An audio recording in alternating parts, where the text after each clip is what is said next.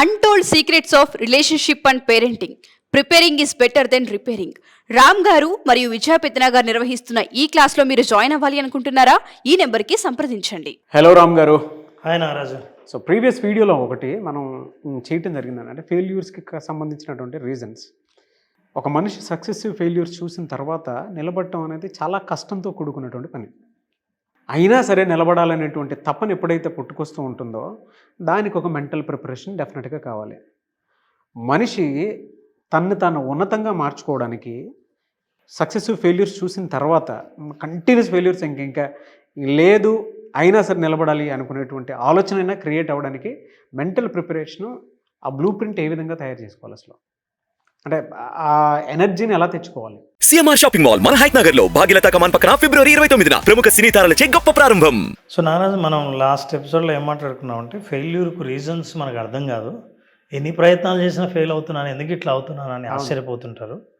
కానీ ఆ రీజన్స్ని మనం మాట్లాడుకున్నాం, ఈ రీజన్స్ వల్ల అని. దీని అర్థము సక్సెస్ఫుల్ పీపుల్కి రీజన్స్ లేవని కాదు.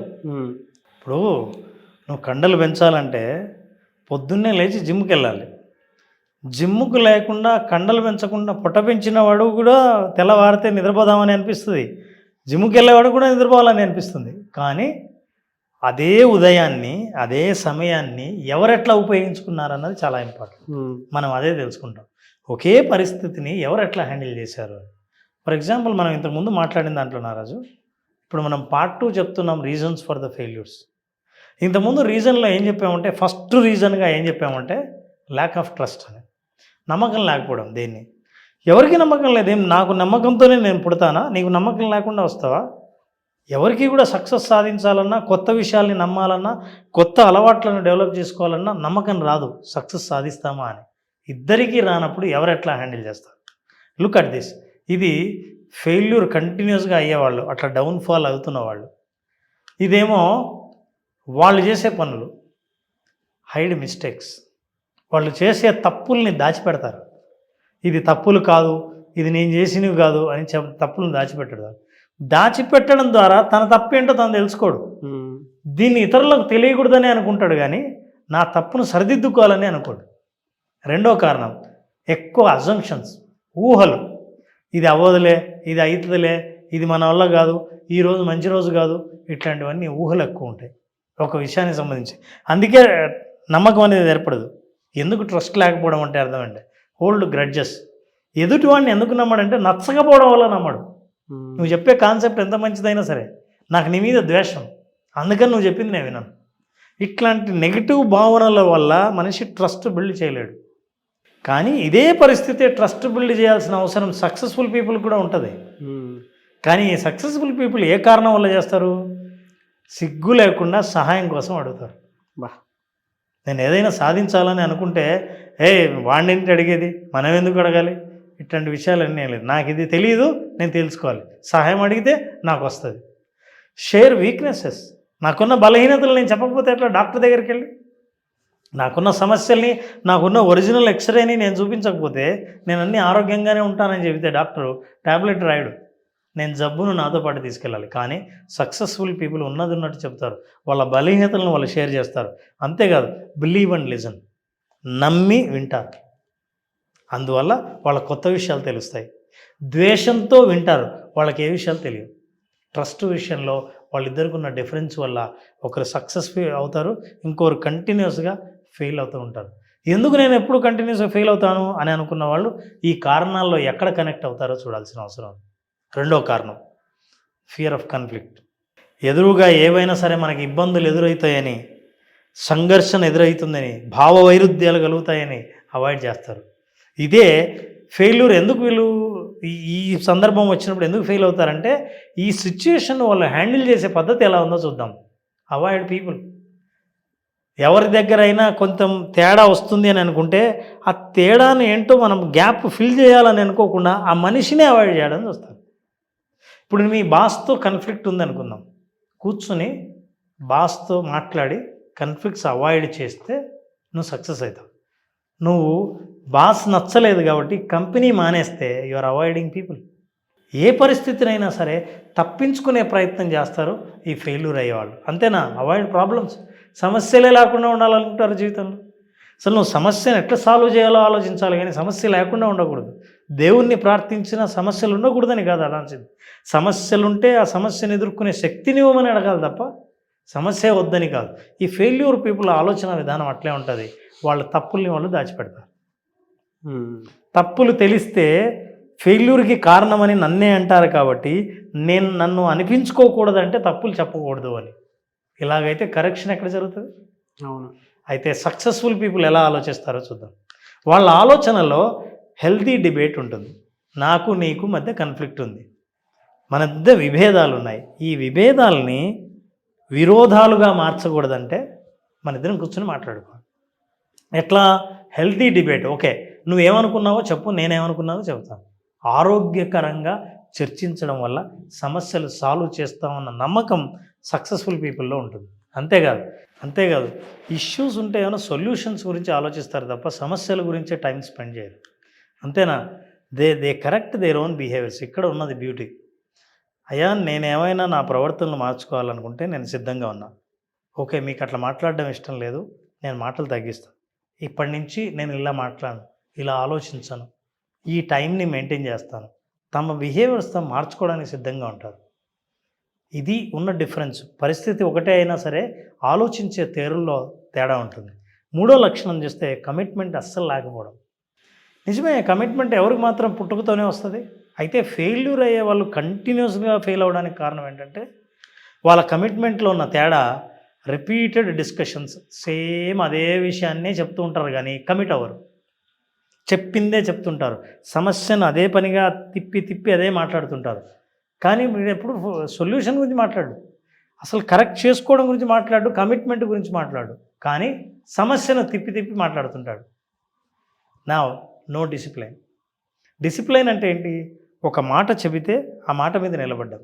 ఒక పని ప్రారంభిస్తే అయిపోయేదాకా అయ్యేదాకా దాన్ని పట్టుకొని పూర్తి చేయడం. ఆ డిసిప్లైన్ అనేది ఉండదు. మూడోది అన్క్లియర్ ఆబ్జెక్టివ్స్. తనకేం కావాలో తనకే తెలియదు. డిసిప్లైన్ ఎందుకు లేదు, కమిట్మెంట్ ఎందుకు ఉండదంటే నాకేం కావాలో నాకు తెలిస్తే కదా. సో ఆబ్జెక్టివ్స్ క్లియర్గా ఉండవు. నేను ఇంత సంపాదించాలనుకుంటున్నాను, ఇది సాధిద్దాం అనుకుంటున్నాను, చూద్దాం వీలైతే అన్నట్టు ఉంటాడు. అంటే అంత లక్ మీదే ఆధారపడి ఉంటుంది. కానీ సక్సెస్ఫుల్ పీపుల్కి ఇక్కడే చాలా తేడా ఉంది. వాళ్ళకి ఎట్లా వస్తుంది కమిట్మెంట్?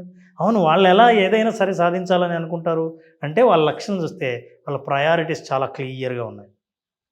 నేను పొద్దున్నే నిద్రలేస్తూనే నా ఎదురుగా ఇన్స్టాగ్రామ్ ఉంది, రీల్స్ ఉన్నాయి, షార్ట్స్ ఉన్నాయి, టీవీలో క్రికెట్ వస్తూ ఉంది, ఫ్రెండ్స్ ఫోన్ చేశారు, ఇంకోటి ఎవడో ఫంక్షన్కి రమ్మన్నాడు, అందరు కలిసి గోవాకి వెళ్తున్నారు. కానీ ఈరోజు ఒక కస్టమర్ మీటింగ్ ఉంది. నాకు 5 ప్రయారిటీస్ నన్ను లాగుతూ ఉంటే నా జీవితంలో నేను సాధించాలనుకున్న దానికి మొట్టమొదటి మెట్టు ఆ కస్టమర్ మీటింగ్ అయినప్పుడు నేను ఏవి నా కంటికి కనిపించవు.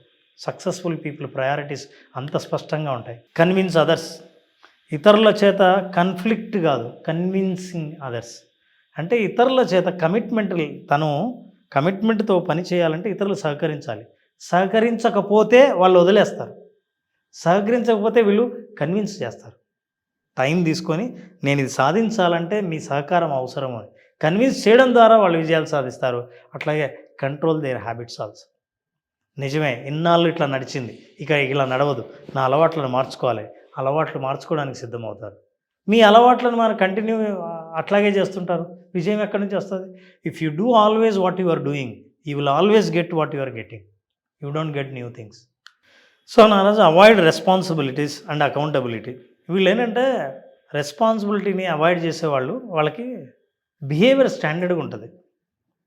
వాళ్ళు ఎప్పటి నుంచో 10 ఏళ్ల కిందట మీరు మనిషిని చూసినా ఇవాళ చూసినా వాడు అట్లాగే ఉంటాడు.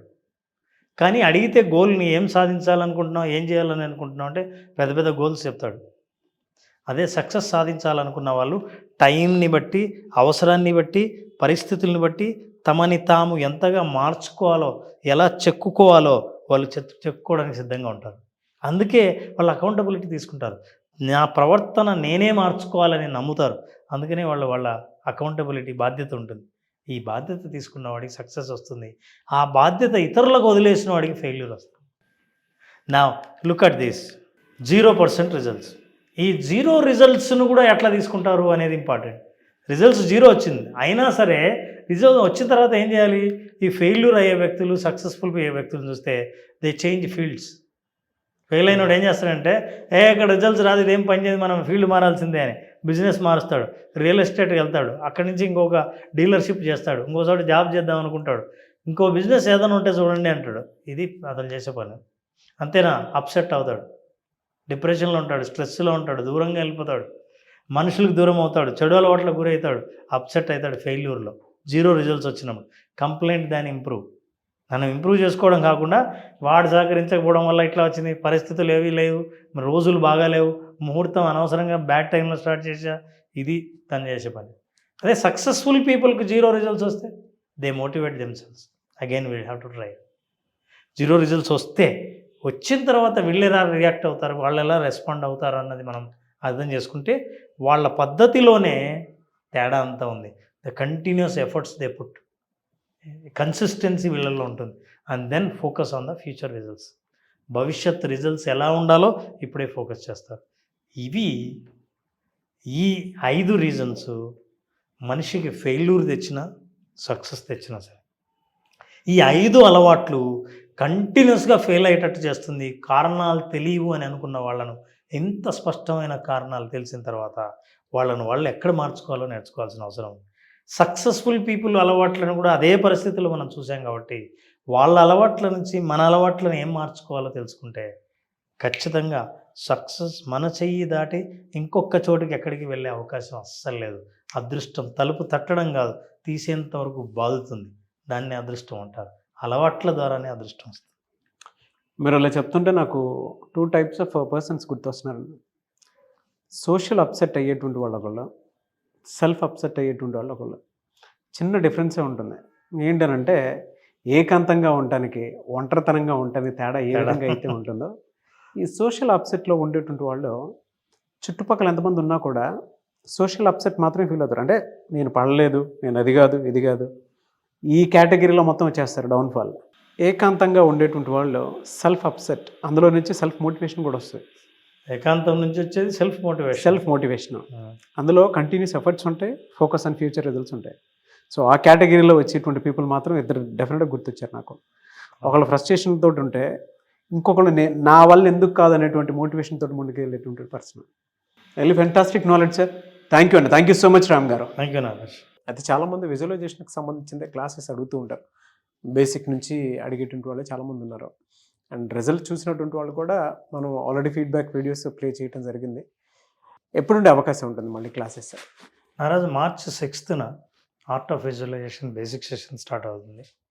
ఈ 5 రోజుల బేసిక్ సెషన్లో ఆర్ట్ ఆఫ్ విజువలైజేషన్లో ఉన్న ఆర్ట్ ఏంటి, స్కిల్ ఏంటి, ఇవి రెండూ నేర్చుకున్న తర్వాత వాళ్ళకి కావాల్సిన గోల్ని మనసులో గట్టిగా నిలబెట్టుకునే ఆ శక్తి, ఆ మార్గం ఆ ప్రోగ్రాంలో దొరుకుతాయి.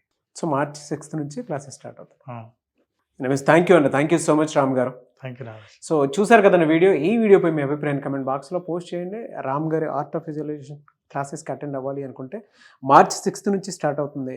ఆసక్తి కలిగిన వారు ఎవరైనా సరే స్క్రీన్ మీద కనిపిస్తున్న కాంటాక్ట్ నెంబర్కి call or message or WhatsApp చేసి వెంటనే ఎన్రోల్ చేసుకోండి.